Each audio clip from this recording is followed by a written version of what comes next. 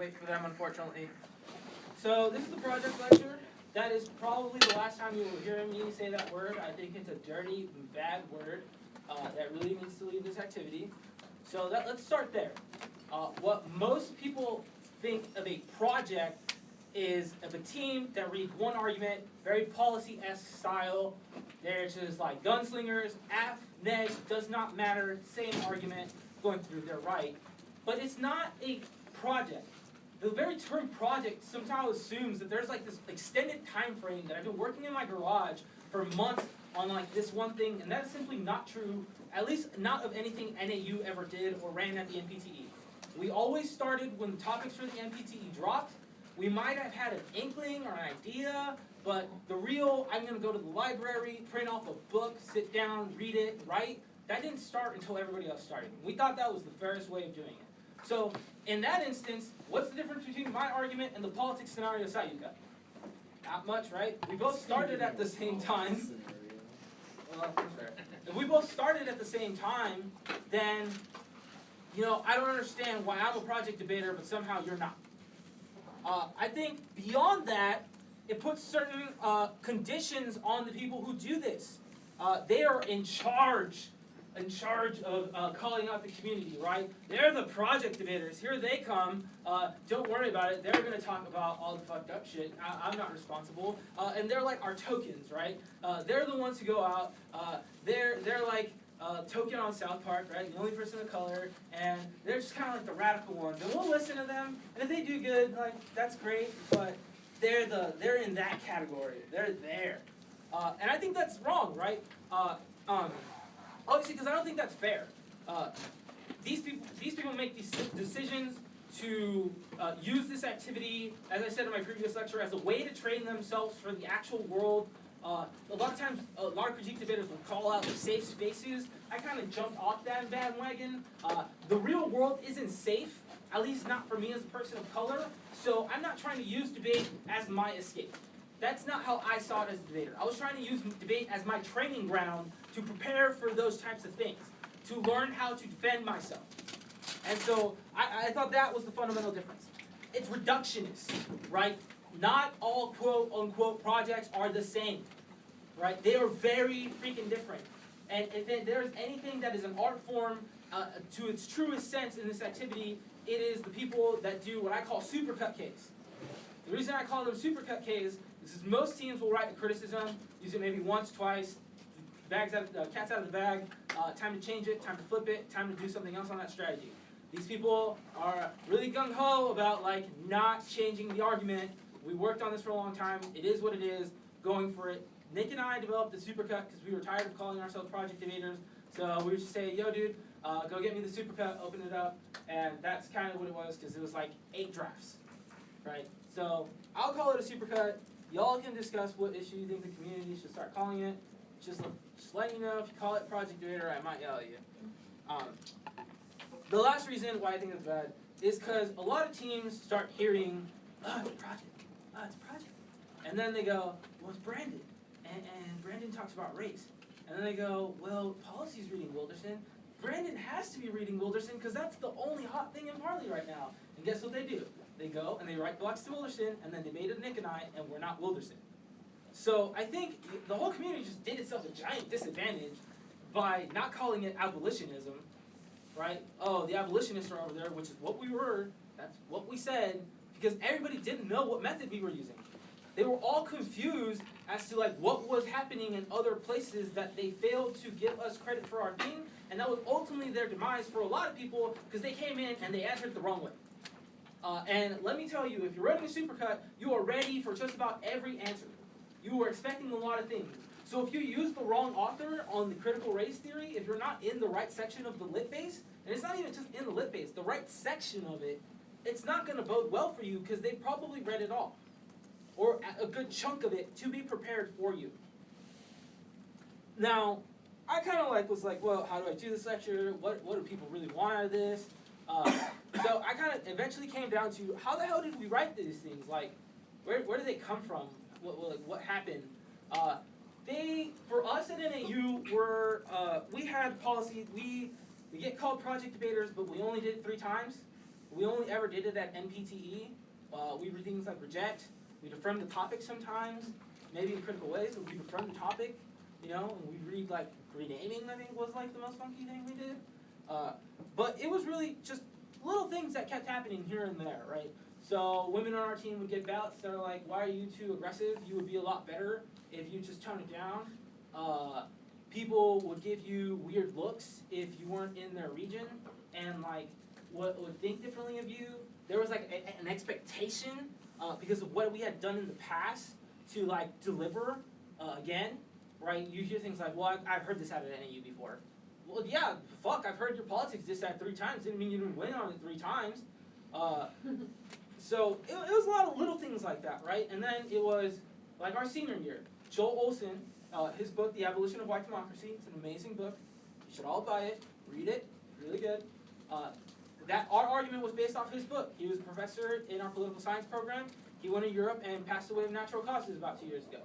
Geeta Chowdhury was the chair of our department in political science. She passed away of cancer a few months ago, a little under a year. And so all these things were happening in Nick and I's life. And then we have nationals at our school. We're seniors. And I couldn't really cope with the fact that my closest academic advisors who were supposed to be holding my hand as I'm applying for grad school are no longer with us. I didn't know how to emotionally deal with that in a place where I know they were supposed to be in the audience sitting there watching us, and they weren't there. And so for Nick and I, it was, we're reading Joel's book, we're reading Geeta's articles, we're writing their shit. Like, you came to NAU, you're going to deal with the people who trained us and not our ideas. Like, we're done reading our ideas, we're going to get the ideas of our favorite people, things that we dearly believe personally, and we're going to read that. For Alyssa and I that year stopped wearing ties and suits. And there was a conflict of like what tournaments was appropriate for me to put on a tie and me not to.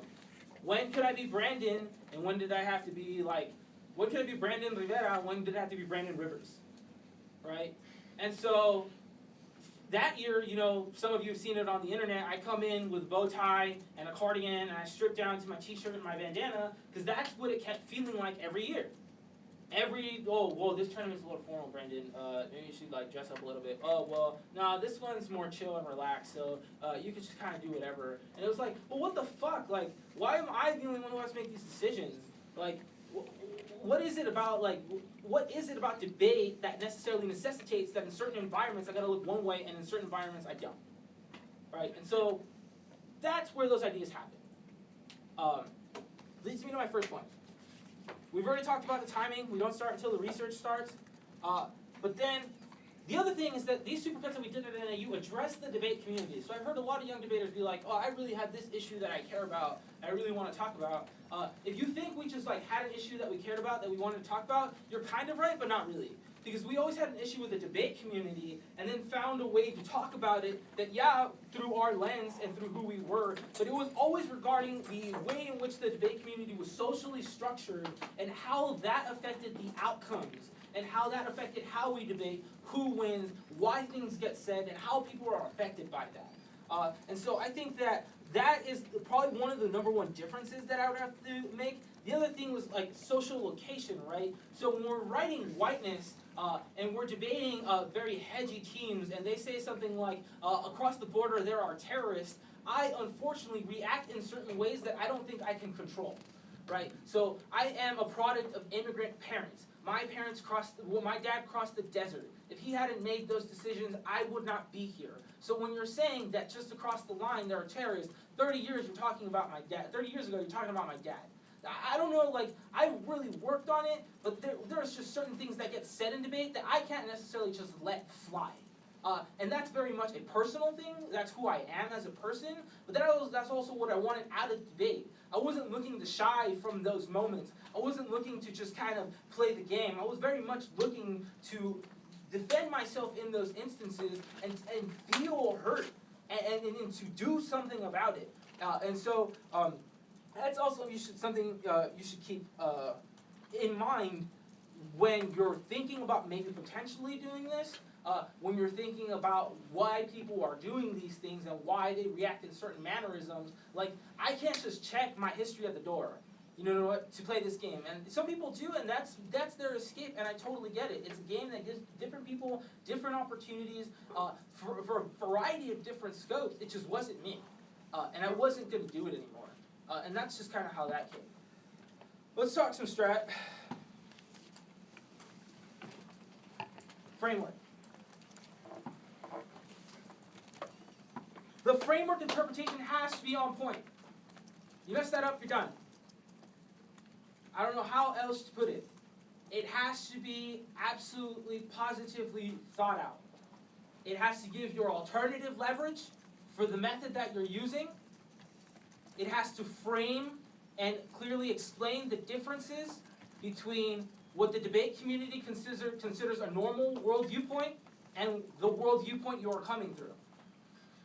This last year, our interpretation was the role of the ballot is to affirm the team that best uses debate space to abolish whiteness. As you can see right there, there's a role of the ballot argument. We didn't talk about what the ballot was, or no. The role of the ballot is this. Got that out the way. Guess what our first point was? We will define whiteness now. We didn't wait, right out the gate, define what you're talking about. What is this whiteness you speak of? After you get through that, we usually comes the impact prioritization. Right? You're talking about impacts that happen here now, as we're speaking, when we leave here, that, sometimes you might not feel the effect of a debate round until 2-3 weeks later when something else happens in your life. Obviously, when somebody says nuclear war, that's going to sound bigger. It's an issue of prioritization. You should have an impact prioritization claim. Our impact prioritization claim was that we are privileged. We are college students. Nick and I got paid to debate.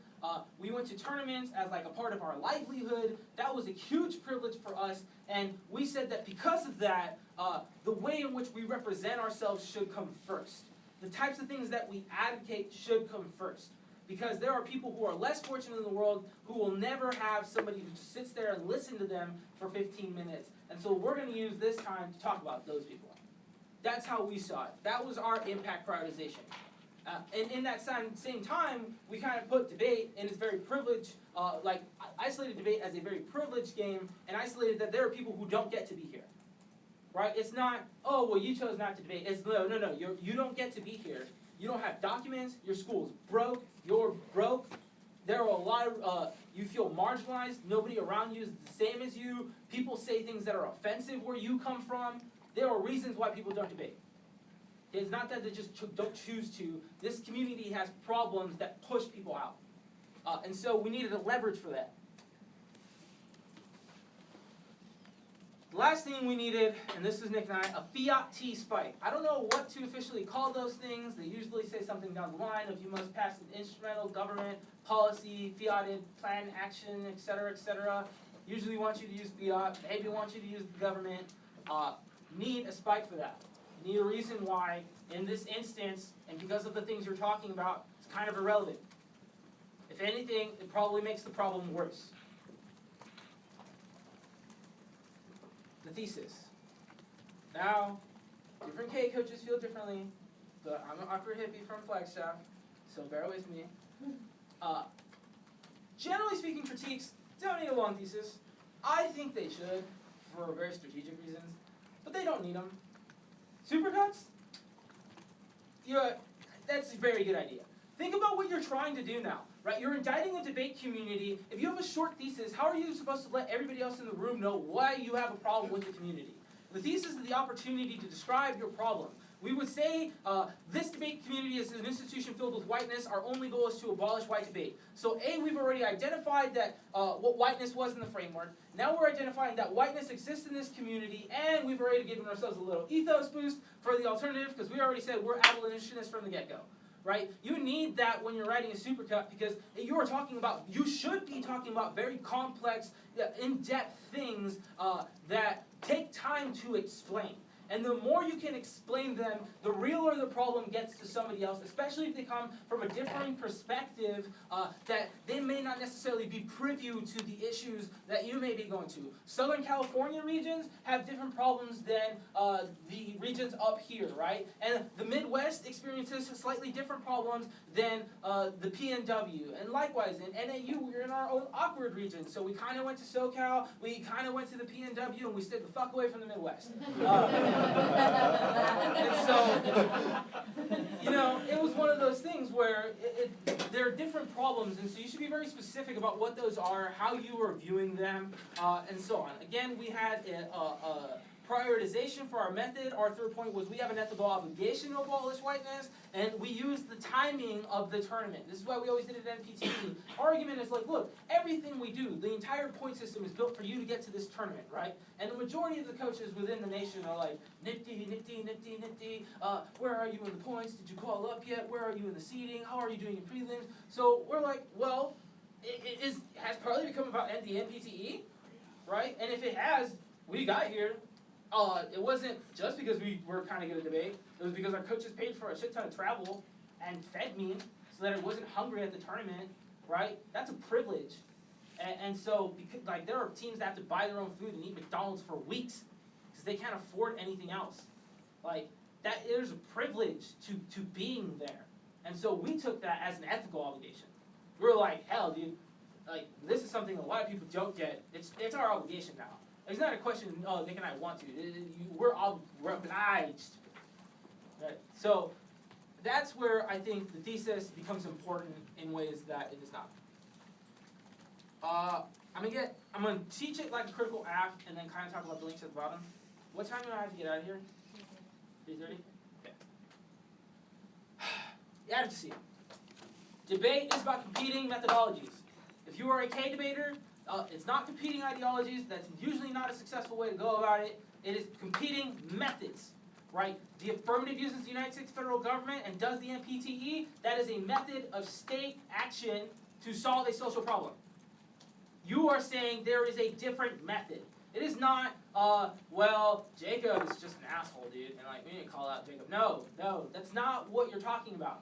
You are talking about the community and about a method to solve that problem. It's competing method. I don't know how much I can stress to you that you have to make the game devolve down to a competing methodologies framework. You need to say that when we think about using the state, it is better to think about using ourselves.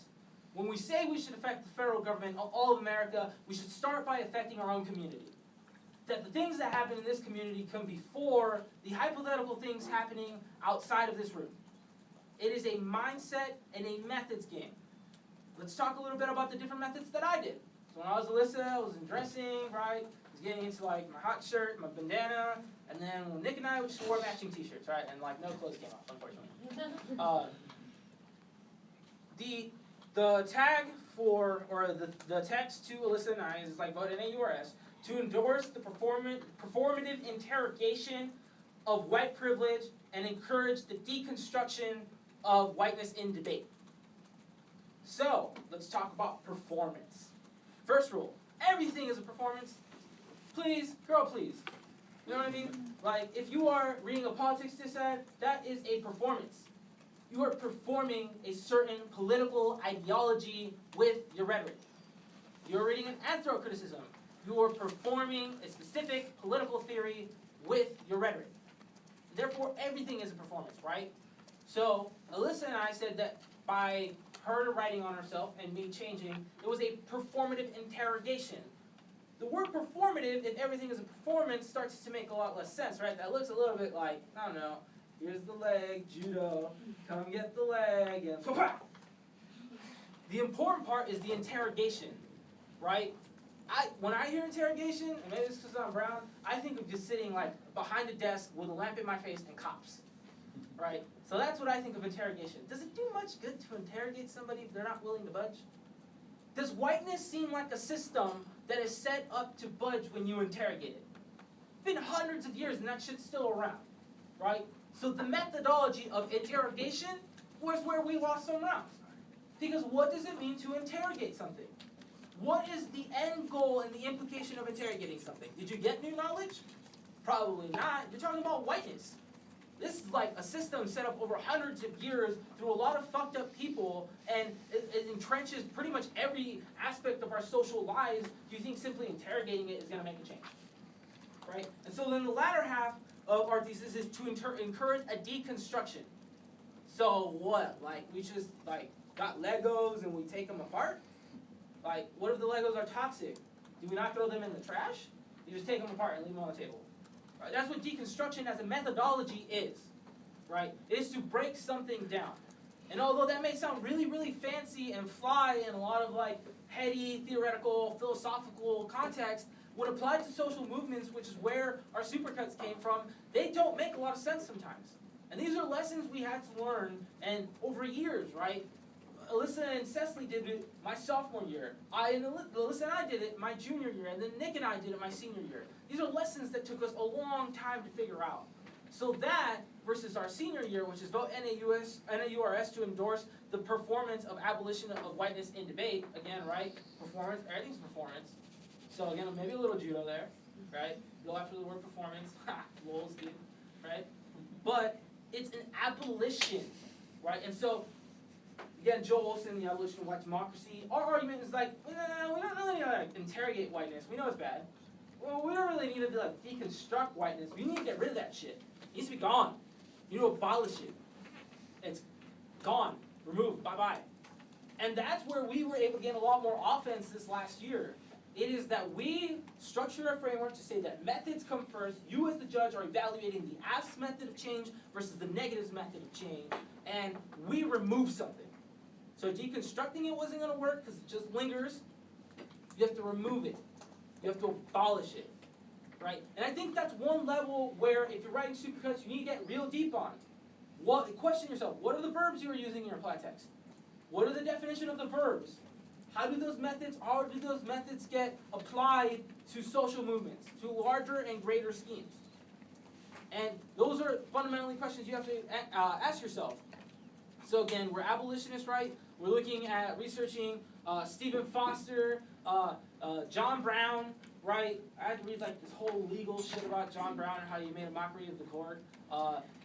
There's just a lot of different abolitionists from the 1800s to Malcolm X, right? And so as we're reading this, we're realizing that to be an abolitionist is a form of zealotry, right? Zealotry just basically means you're not budging and there's no such thing as middle ground. Doesn't mean you're like, oh, you're the Tea Party? No. It means I am firmly against this. You're a Tea Party and you firmly believe this. I just want to know why we disagree. We can agree to disagree. Abolitionists and zealots think that's constructive, right? Just set up a poll, hang out by your poll, you're not wrong, everybody else is wrong, and that makes change. Are there repercussions to that? Totally. Did John Brown and Susan B. Anthony and all these early abolitionists come out to be the most exciting, awesome people? No, Susan B. Anthony was a dick to black women. She was mean. She was like standing on the back of the bus kind of stuff, right? So it's not that it's perfect, but that's where you get to apply that to now. How is it that you're delivering it? How is it, what are you getting away with? And the more examples you could use to justify your methodology, if it's a methods debate first, you're ahead of the game, right? How many people come up and give you an alternative example as to why your method is bad? Not many. I never saw it that much, right? I never heard this one group actually decided to collectively reject something and it went bad. Here's the specifics. Never once. Never once heard that. So get ahead of the game. Put more warrants, more examples where you need them. Here's where we kind of backed ourselves up a little bit. In the literature for abolitionism, they're very clear about like, yo dude, there's like 12 of us yelling in churches. We might not end slavery. But they said that in imagining imagining it is in and of itself a new possibility. So that was our third point, right? It is the very act of us coming up here and talking about it and pretending that this could happen is in and of itself change. Right? The fact that we have introduced an idea is change. And that's kind of part of the supercut too. If you're using a method that's been used before, I can't count on my fingers and toes how many files Bill Neeson has from the old policy days, where he'll find somebody who read your method before you did, and he will find the answers to that method and tell his team to read them. So deconstruction was out the window, interrogation was out the window, embrace was out the window, reject was out the window. All these different methods have been used. We couldn't use them. Too many answers, right? We went with abolition in. So that's something to think about if you think about doing this, is literally think about how many methods you've heard throughout the course of the year and what types they are. And if you can think of a new one, I promise you a lot of people are going to struggle. So it's going to take them a hot minute to pinpoint what it is, another hot minute to pinpoint where you got it, and then even longer to find an answer. So that is part of the movement, right, is to find those things that are new. Lastly, the impacts. I struggled. I still don't know a good way of doing them, to be quite honest with you. The first year there were microaggressions was our impact, and we talked about like the little things we tell each other that are small aggressive actions that ultimately dehumanize people, i.e. we need a border because they're terrorists, or nah, let's not legalize gay marriage because some white guy in a political corner might care too much at the expense of all these other people, right? All those little things that we tell each other every time. Granted, we're playing a game, so yeah, part of me is like, I get it. Part of me is like, that still hurts. That still hurts. A little bit, you know? I can't pretend like it doesn't. And so the first year was microaggressions. And what I came to realize in the second year is that that didn't work so great. It worked, but it wasn't what I wanted, right? It didn't explain what had happened on a larger social context and the operationalization of those microaggressions. The microaggressions are symptoms, right? They happen because something larger has been created, and then a good buddy of mine, Malcolm X, decided to drop some knowledge on me. He talked about whiteism, and he's like, yo, when we had segregation, the sign didn't say racist only, it said whites only, so why are we pretending like the problem is racist? That's a symptom. Right? The problem is that we prioritize whiteness, and that has created racist.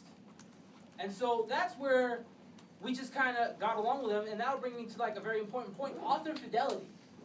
Like, Joel Olson studied Du Bois, wrote under Noel Ignativ, who started like an abolitionist journal. Noel Ignativ was big into Malcolm X scholarship. Joel Olson was big into Malcolm X. His son is named Malcolm after Malcolm X, right? And so we had to make sure that the people we were talking about all sort of agreed.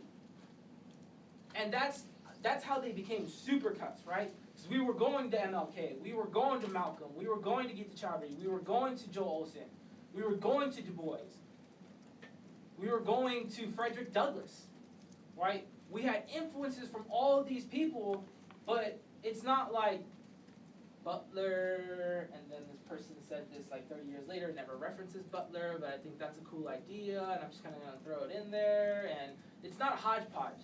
Like, there is an academic lineage, and I think that the best people who do these track that academic lineage and borrow a little bit from everybody. And so that way, you have a cohesive narrative throughout the entirety of it, because you're basically representing about 100 years, 200 years of what's already been said before. So you want to find academic lineages and exploit those when you're writing.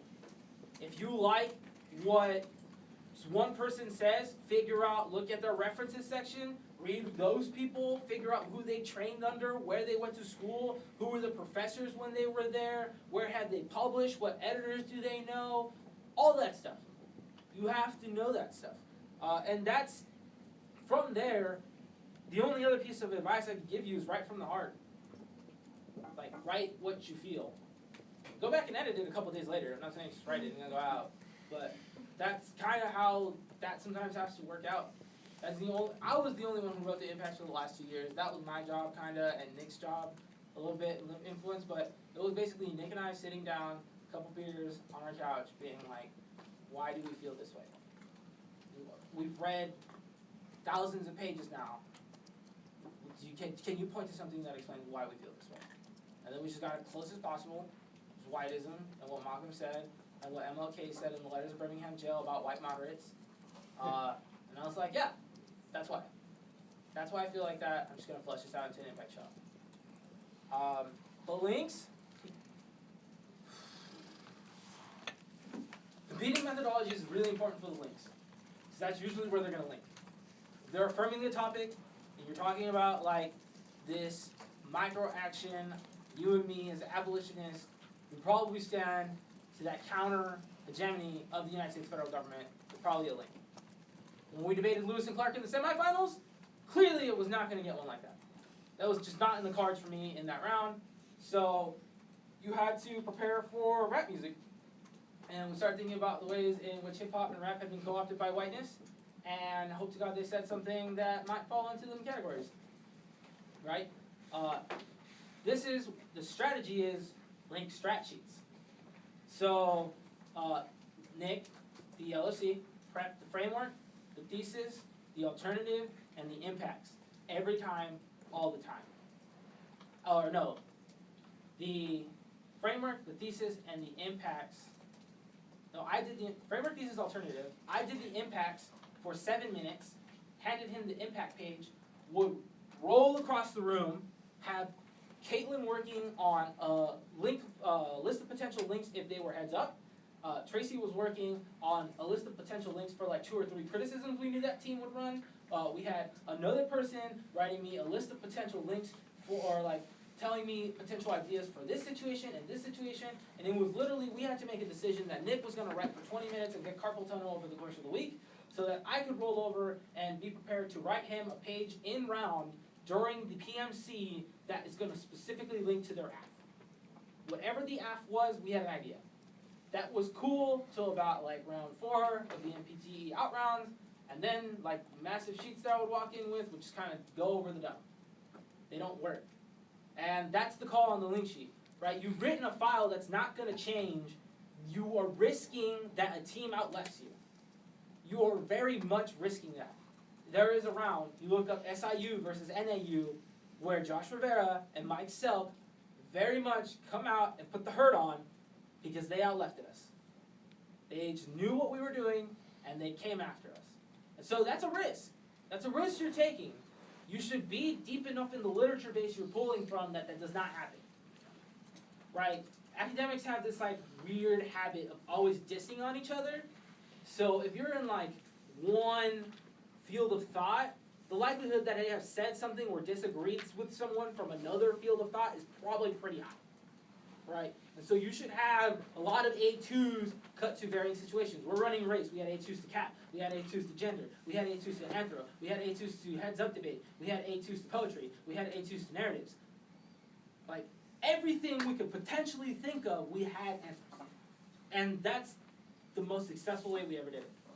Was Caitlin, we're hitting Lewis and Clark. They've run hip hop. They've ran heads up. They've ran politics. I need potentials for everything. You sit over there, we're going to copy for X amount of time, then I'll go over and we'll have a conversation for like 10 minutes. It's an art form. It's dancing with your words, right? It's not, oh, this is how the politics breakdown is going to come down to. Here's the A2s for link 3 extension. Like, no. It's off the cuff, off the fly. As some of you know now, the uniqueness of a criticism is created in round, right? So you got to roll with punches. And you got to find where your uniqueness is and make it happen. And other than that, I don't know, just be well read. Joe Allen once said, know the literature. You must read the literature. And so there's really no way around it.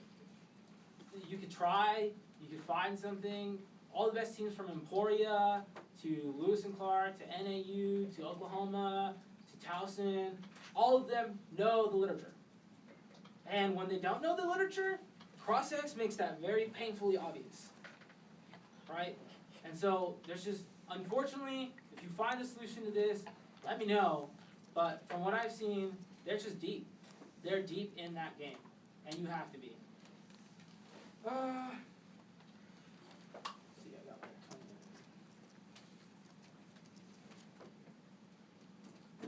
Okay, let's talk about some positives and negatives about performance. some positives that I thought of really quickly is they are explicit. They can be explicit in their visualness, right? Two women binding their breasts, coming in with boots and men's jeans, wearing beanies to make their hair look smaller, ties, right? All those things have representations, and when you break and distort that norm, it becomes very painfully obvious what's happening, at least to most people. You embody the argument. I've had conversations with people, and after my junior year, I kind of felt like there's this whole thing like, NAU does it, but NAU believes that stuff. You know what I mean? Like, they're legitimate because no matter what, they're going to stick to their guns, and they're going to be wanky hippies, and like, that's why we kind of just take their shit, is because they believe it and they're going to do it anyway. And so, what performance did, I think a little bit, was kind of got us our foot in the door. It showed the debate community, like, no, we take this really seriously, and we're willing to, like, cross-dress, undress, redress, write on ourselves, do a bunch of things that are non-conventional to prove this year. And I think, unfortunately, I don't agree with that. I don't think that is necessary. I don't think you have to do that. But there is, whether it's an overtone or an undertone, of like this concept of being genuine, right? And performance, for some reason, gets you access to that door. It's probably because you are embodying the argument. You are making yourself vulnerable by literally putting yourself out there. And that's my first negative. Why do you think people are so obsessed with genuineness? My honest opinion, because that is a systematic way in which whiteness, patriarchy reinforces itself. The challengers have to come from a very specific location, and if they don't, then there's no way they can be genuine. And I honestly don't know why that continues to happen. And I hope we change that a little bit by not, doing some of the more radical things with our bodies that we did last year and just kind of sticking to our argument. I hope that changes. But I definitely remember hearing like, no, NAU's just genuine about their shit. Like, they will go to really extreme odds. And I don't know. I think it's like we manage the bodies around this activity a little bit. And we say this is okay and it's not okay. Sometimes you gotta cross-dress for people to be like, well, even if it's not okay, there's nothing I can do now. I guess I have two things. I guess, do you think that causes unnecessary backlash? Because, if we are talking about in this, it doesn't need to happen, right? And if whiteness is what dictates us being genuine and needing to be genuine in order for the voices to be heard, then wouldn't engaging in that same sort of need to be genuine just be propping up the same whiteness that it would be trying to break down? Because at this point, it's like people are going to be pissed off that you're doing whatever because you're interrogating whiteness, so you might as well do it in a way that's... That's very much how I felt my senior year. After analyzing what had happened my junior year, it felt like a lot of people were like, dance, you're our show, dude. Come on, what are you gonna do next? And that got old real fast. And so that's why we didn't, come in and dress differently and do some of the more radical things. That's why we were just like, whatever, dude, we're right. There's nothing stopping us from being right, at least not in our eyes, so we're just gonna come out with it. The other thing too, I will say, my partner Alyssa, when she wrote on her body, some coach, unbeknownst to me, because went to the tab staff and was asking what their grounds were to file a complaint, injunction, I don't know what the official term is for we want our round back, because Alyssa's body was pre-prep material since she had used Sharpie before the round. They were literally considering having me and Alyssa go to the tab staff and then filing an injunction that a woman's body was material she was writing on before the round. So when you are at that level, yeah, people are going to indict you. They don't care about your argument anymore. It's about you. Okay, they will go after Alyssa. They will go after me. They will make you feel uncomfortable. You will sometimes not want to be here anymore. And most people don't tell you that, right? It looks like a whole lot of fun and games. Like, it looks like, oh, dude, NAU steamrolling. They must be having the time. But the stares, the like awkward conversations, the like, I walk up and everybody shut up. Everybody shut up. Right? And so those are all things you will have to deal with, and there are huge repercussions to you doing those things in this community. Don't think anybody's ever going to look at you the same. Nobody's going to interact with you the same anymore. Nobody's going to think, they will think very differently of you, and it's unfortunate, but it happened, and you have to be ready for that. And you got to be ready for people to say shit that sends you crying to the prep room, and you know you got 10 minutes to put your shit together and get out there again. Like, those are all realities of doing this. Those are all things you got to sit at home and really, really, really consider how shitty you want your week to be. And how worth it is it to you? And that's probably like the biggest negative of the whole thing is you have to feel very, very comfortable. You should feel very, very comfortable with where you're coming from. If you don't, it's going to hurt a whole lot. Like, the reason why in quarterfinals we stopped reading our argument and read renaming, which is our favorite argument, really, is because Nick passed me a note and he's like, I'm not having fun anymore. Like, we're in fucking quarterfinals of National Parliamentary Debate Association Championships our senior year. This is the furthest our school has ever gotten at this tournament. And the only thing I'm thinking is like, dude, I'm done. Like, how is it that Nick's not having fun anymore? Nick loves debate more than I do. Yeah, he should be here with me teaching this lecture. He'll tell you all the cool ways to do all the hard research, because he did it, right? I'm an ethnic studies minor. I pretty much have enough classes to be an ethnic studies major. I've accumulated this knowledge over 4 years. Nick definitely had a crash course. There was like a good month and a half that he slept 5 hours a day, and I just saw a computer with like words. So, you know, that's one thing about my debate career that does hurt a little bit. Like, I love that we lost to Texas Tech. I'm a huge fan of them. I love that we lost on renaming. But having my best friend pass me a note that's like, this ain't fun no more. Like, why are you here if it's not to have fun? And if you're going to go through something to not have fun, how important is it to you? Like, because at that point, it's, you got to also think, like, it's an accumulation. At NPTE, sure, yeah, judges were judging us a certain way. They were like more about our argument. By the time they had 2 days and some off time and talked to the buddies and talked to the community and came back for MPDA, people were giving us the RFD and then they were giving us the lecture. Oh, this is what you're doing to the debate community. Well, you won this argument on the flow, but I actually think you're more of this problem. I don't give a fuck what you think. Like, what does your flow say? Tell me why I won and please stop. You don't have to give me an additional lecture as to the potential repercussions that I may be causing the community every goddamn time I read this argument. But you can't like sit there while you're trying to win and be like, please shut up and move on. I can't handle this right now. You're stressing me the fuck out.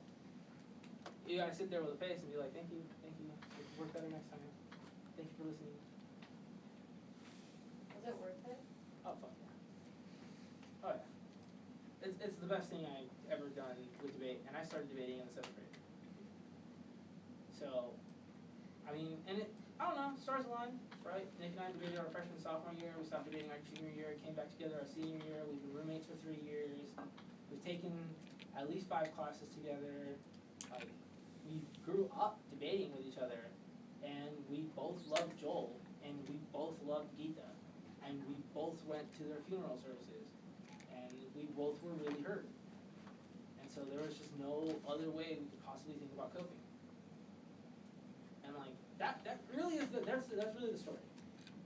I lost a professor, 2 professors. One of them was my mentor, supposed to write my letter of recommendation. Her husband had to leave the country, who was my other mentor, writing my letter of recommendation. 2 of the 3 people writing my letters are rec. One was not around because his wife died. She was no longer with us. I'm going through an existential breakdown. and I have to go probably do one of the most important things I consider ever in my life, senior amputee. It was coping mechanism. It was using debate to heal yourself. It was knowing that I don't have to put up with whiteness. I can call it out. I can be blunt with people. And yeah, there are repercussions. Do I care? No. But they're very personal stories. Like, these aren't, and then he was trying to like one up us. Yeah, maybe a little. But it was me being me. It was Brandon Rivera showing up every debate round, talking about things that matter to me, and walking out knowing that at some point I felt better. Right? There's nothing to explain that. I never walked out after reading Renaming and be like, dude, I feel better because I called the U.S. shitbags. I called them U.S. terrorcrats, giggle giggle. Like, it was fun, but it wasn't the satisfaction of like, this just hit close to home, and for the first time in my adult life, I felt like I was able to address racism constructively. I read and learned and put myself through situations that now I know, with the group of the smartest people I know in the world, we're going to go on to do brilliant, magnificent things that will school. I wish I just had debaters in my school all the time.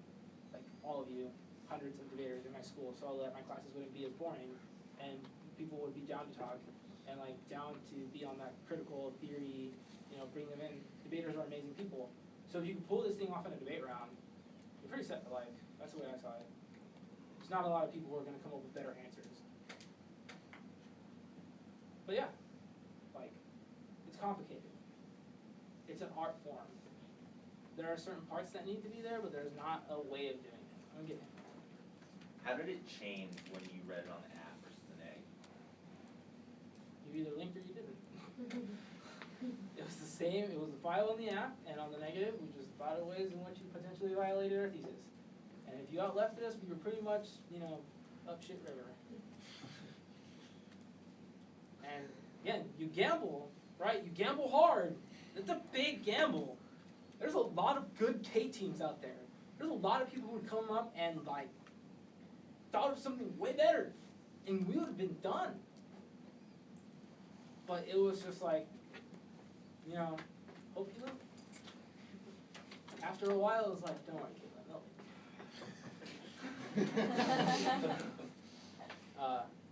Oh yeah. My question is just like, how do you, as a project debater, knowing what you know about the reality of the world, right, feel about interrogating whiteness in a space that is so, like, aware of itself, right? Like, debate is probably one of the only places that I've ever been that is so acutely aware of how white it is and how sexist it is and how any other ism it is, right? Regardless of the fact that if it actually takes anything to change those, but like, how do you feel interrogating a system that is already interrogating itself instead of like? I'm really, really, really radical. Really radical. So I think like if I had to put a thermometer on like a debate entity, it would be like moderate. I don't think this community is like terribly, terribly liberal. I think y'all are really liberal, but I think it's more of a moderate liberal. I think there are really radical people, and there are really hegemonic people.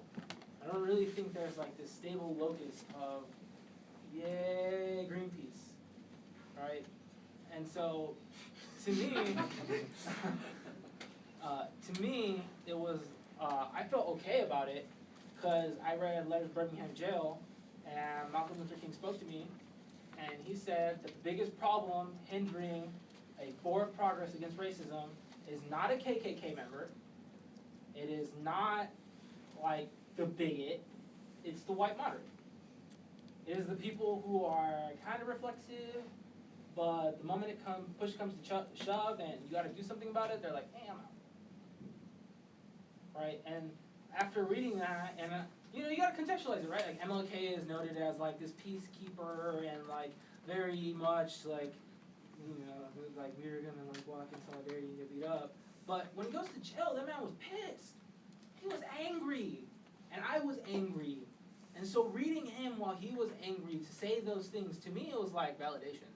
I was like, oh, I'm right.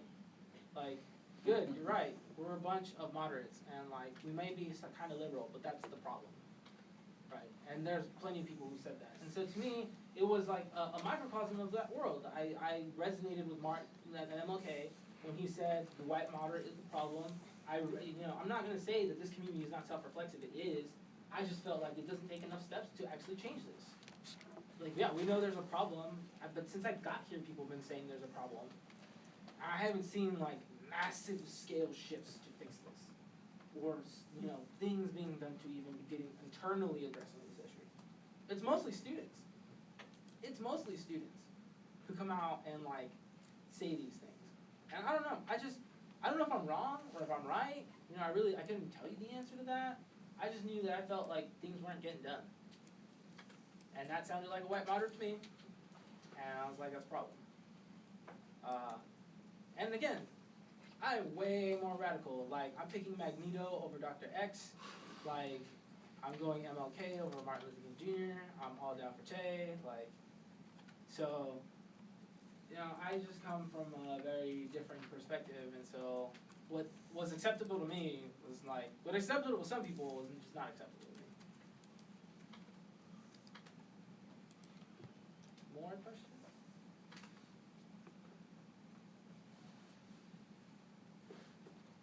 If y'all have any interesting, cool questions, don't think that I'm like, oh, we won't talk about it. He cried one time in prep, and so it hurts him to talk about it. Like, no, it's all good. Come up and ask me different questions about it. I'm very proud of the work I did, and I wouldn't change a thing, regardless of like how much it hurt and how much it felt good. So I will tell you whatever you need to know. Cool, thank you.